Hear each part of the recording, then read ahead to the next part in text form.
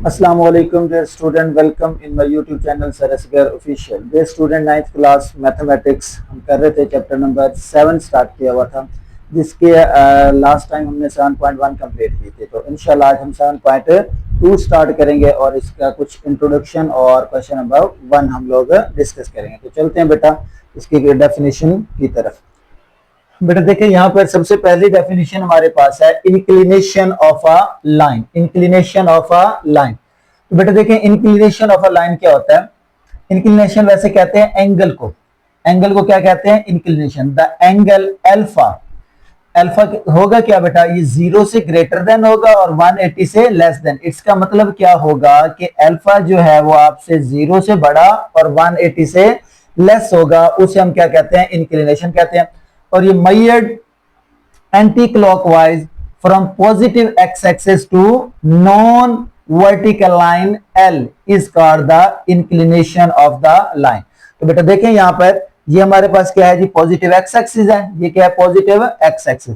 तो यहां से ये जो एक लाइन है, इस लाइन का हमने अल्फा फाइंड आउट करना है, जो कि नॉन वर्टिकल है। वर्टिकल इस तरह से होती है, नॉन वर्टिकल लाइन का एंगल ये alpha, that is called inclination. और इसकी वैल्यू क्या होगी? 0 से स्टार्ट होगी और 179.99 हो सकती है और 180 से लेस रहेगी। तो हम इसे क्या कहते हैं? इंक्लिनेशन कहते हैं। ये तो इसकी डेफिनेशन थी, सिंपल।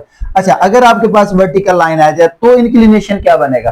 फिर बेटा देखिए ये तो स्ट्रेट लाइन हो जाएगी, ये बिल्कुल स्ट्रेट लाइन है। तो इसका वर्टिकल एंगल का अल्फा क्या है जी? 90 डिग्री। यानी कि वर्टिकल लाइन का इंक्लिनेशन क्या आ जाएगा बेटा? आपके पास 90 डिग्री आ जाएगा।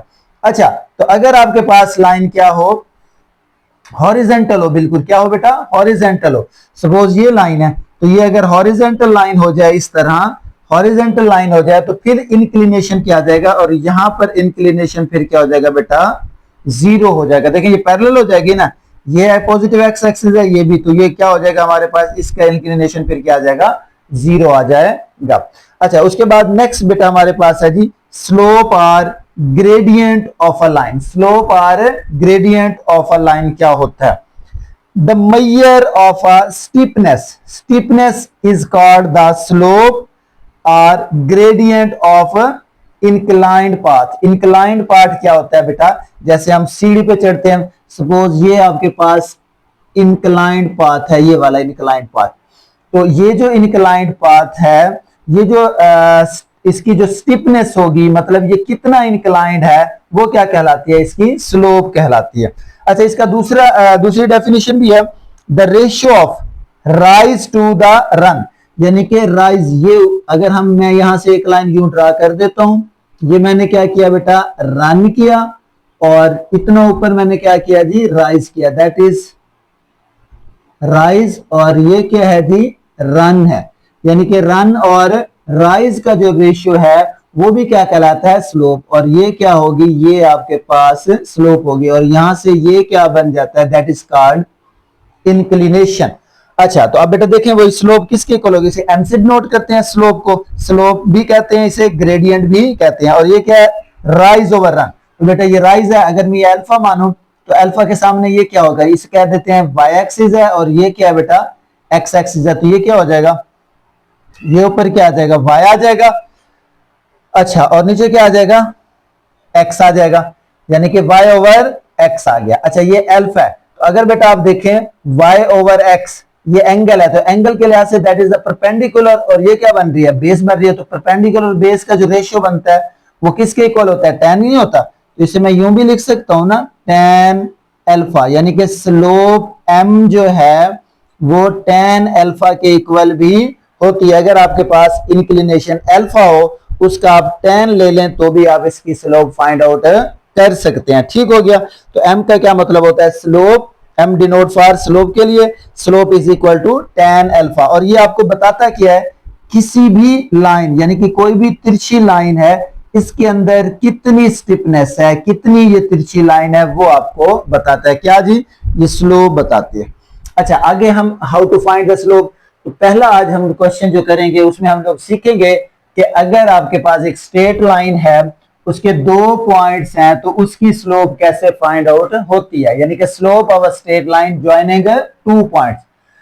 If non vertical line L with the inclination, कोई भी हो सकता है angle alpha, pass through the 2 points, यानी कि एक पॉइंट P है x1 y1 और दूसरा पॉइंट Q है x2 y2, then the slope m of a line is defined as, slope m क्या आती है y2 माइनस y1, यानी कि y2 में से y1 को माइनस करें और डिवाइड करें x2 माइनस x1, तो ये किसके इक्वल आ जाएगी, स्लोप, और इसे कहते हैं 2 point slope form, 2 point slope form. अच्छा, अब बेटा ये स्लोप है तो ये किसके इक्वल होगी, tan अल्फा के इक्वल होगी। तो ये बेटा फॉर्मूला है, इससे रिलेटेड आज हमने क्वेश्चन करना है। क्वेश्चन में उसने क्या पूछा हमसे, वो कहता है find the slope and inclination, slope find out करनी है और inclination means angle find out करना है of the line joining the points, ये 2 पॉइंट्स दे दिए। तो बेटा इसकी स्लोप फाइंड आउट करनी हमने और इंक्लिनेशन फाइंड आउट करना जी। तो बेटा यहां पर देखें ये किसकी वैल्यू होगी, that is x1 is equal to -2 और x2 क्या होगा 5 आ जाएगा। इसी तरह से y1 कितना है 4 आ गया और y2 कितना है बेटा 11 आ गया। ये याद रखना है, डिस्टेंस में तो हम कोई भी ले लेते थे, लेकिन जब स्लोप फाइंड करनी हो तो पहले पॉइंट को आपने x1 और दूसरे में x2 होगा, पहले में y1 और दूसरे में y2 होगा जी। तो बेटा स्लोप का फार्मूला लिखेंगे, स्लोप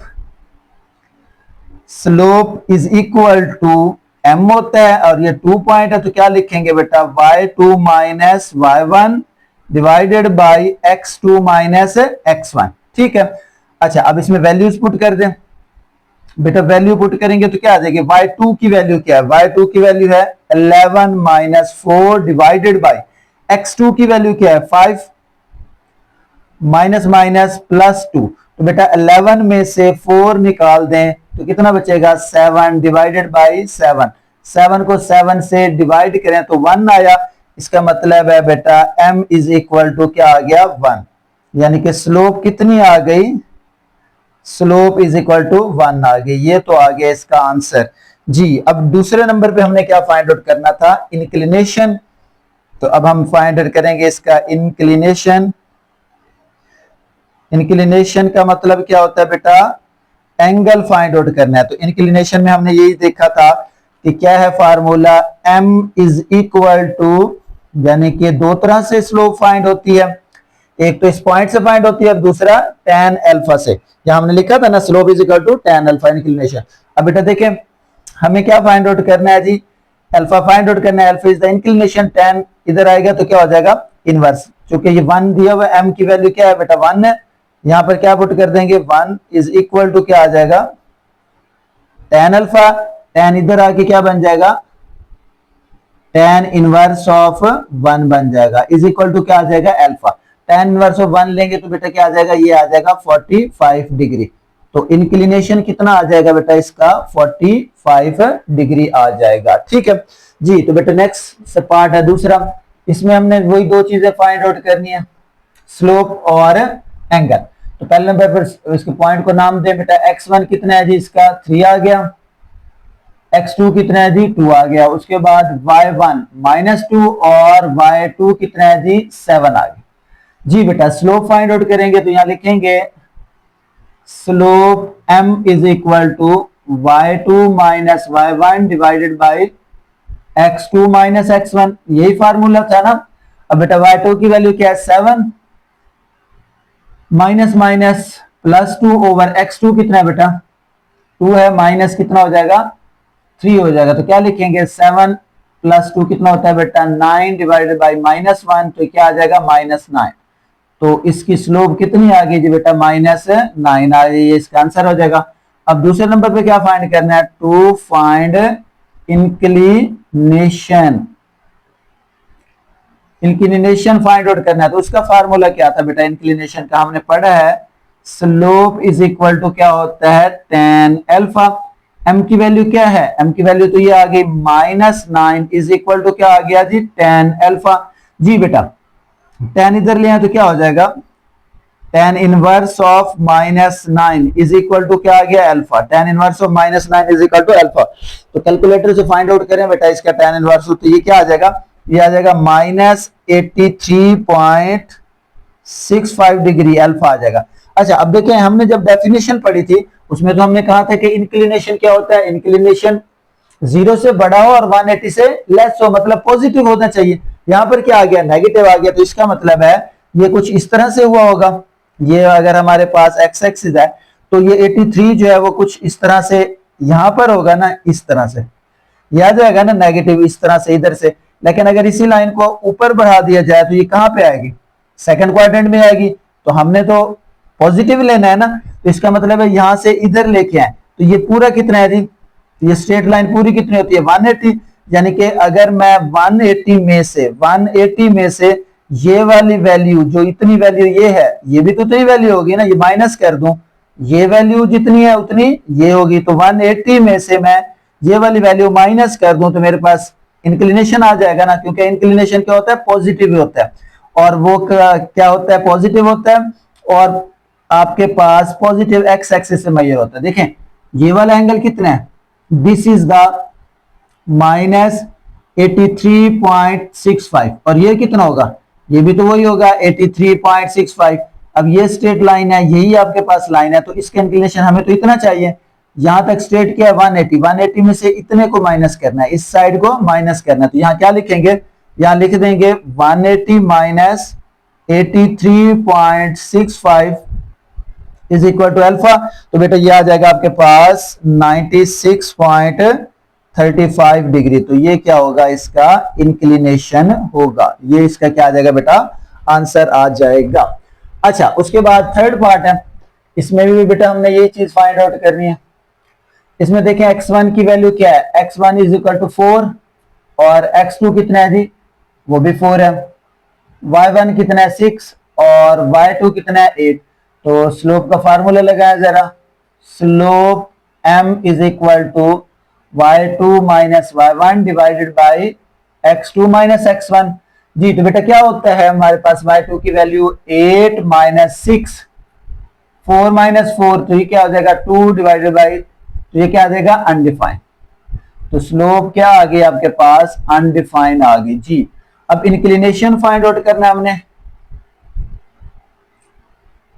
इंक्लिनेशन के लिए बेटा हमने अभी पढ़ा स्लोप इज इक्वल टू क्या होता है जी, tan अल्फा। अगर आपके पास इंक्लिनेशन हो उसका tan ले तो वो भी स्लोप के इक्वल आता है।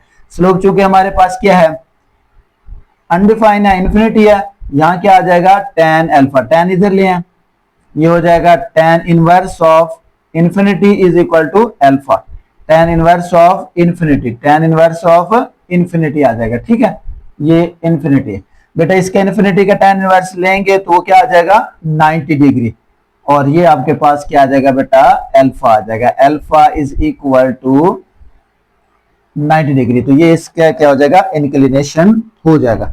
तो ये था बेटा 7.2 एक्सरसाइज का क्वेश्चन नंबर 1। इंशाल्लाह नेक्स्ट क्वेश्चन नंबर 2 हम लोग नेक्स्ट लेक्चर में करेंगे। तब तक के लिए अल्लाह हाफिज।